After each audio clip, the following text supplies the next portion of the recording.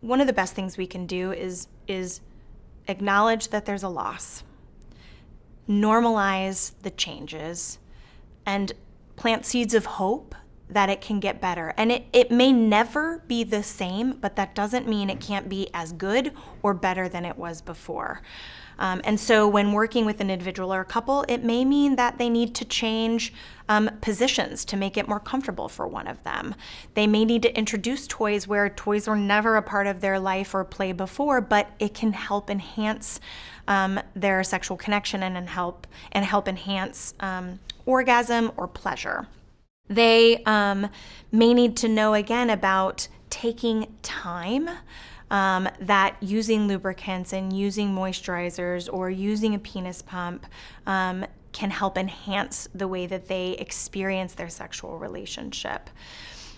If I can give permission through saying, again, how has cancer influenced the way you feel about your body or your sexual body?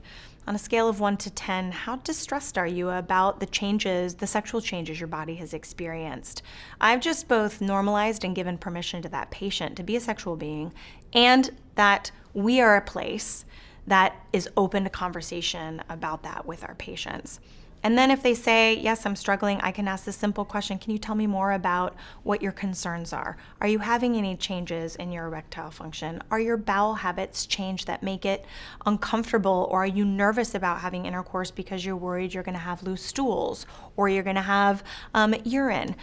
Especially as a nurse, those are conversations you have all the time. You just don't necessarily put the sex part in, but we talk about loose stools and incontinence on a regular basis. And if you can imagine, all of those things have a pretty profound impact on someone's sexual body as well, because if they're worried about stools being loose, they probably are worried about that happening during intercourse and maybe withdrawing more. So being able to normalize and incorporate some of the sexual side effects into just general everyday assessments of other side effects is going to help that patient.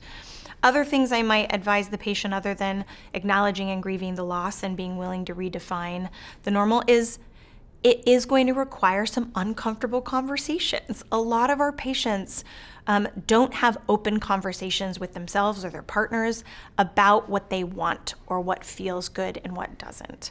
So oftentimes when working with couples, I'll start with just a basic communication 101 around sexual health. So if I'll ask the question, how common is it for you to have a conversation about what feels good or what doesn't? And again, 90% of the time they're like, oh, we don't.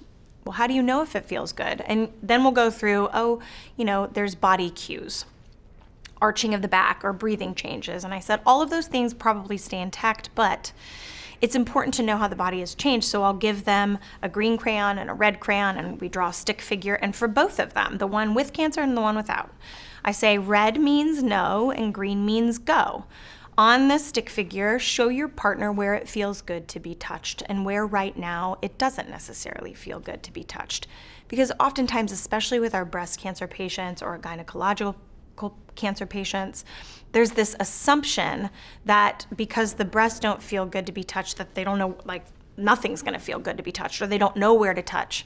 And the reality is, if the breasts have been removed and there's no sensation there, most likely they have nerve endings on their neck or on their thighs that are way more sensitive than they've ever known, because usually the breasts were the go-to thing. And so that experience of looking at a stick figure and seeing that actually 95% of my body is still green allows me in a conversation with a couple to say, one of the ways you can start exploring that green is just through simple touch. So I'll have patients and their partners go back to their room or wherever they're comfortable in their house and do a sensate focus exercise, which is the simple, gentle, sensual touch with verbal feedback of that feels nice, that actually doesn't feel good, so that the partner is also able, as they're just touching, sensually touching, to pick up on what feels good and what doesn't, so that they feel more informed rather than just guessing. Because oftentimes what happens, if a partner has to guess, they're just not going to.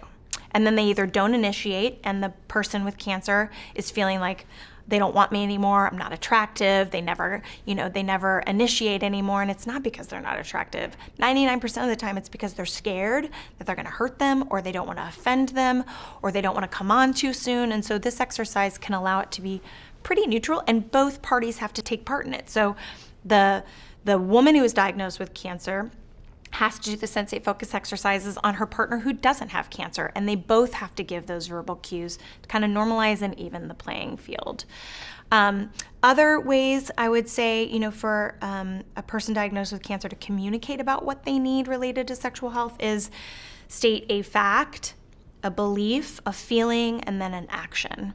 So, for example, ever since my cancer diagnosis, you've stopped touching me. I believe it's because you don't find me attractive. That makes me feel sad that cancer's changed that aspect of our relationship as well. Usually, especially as females, I joke about this a lot, that we usually do really good at saying that and like dropping it on our partner's lap without giving them any resources or tools on what to do about it.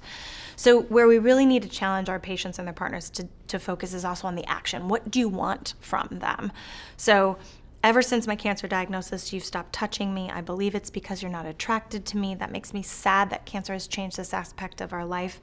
And it would be really meaningful to me if when I come home, you reach out and hug me and kiss me like you used to, right? Then there's the action. And then the other challenge is when the partner does that, because most partners are going to do what they've been asked. You can't say you're only doing that because I asked you to. You've got to receive it and be willing to say thank you because they listened to you.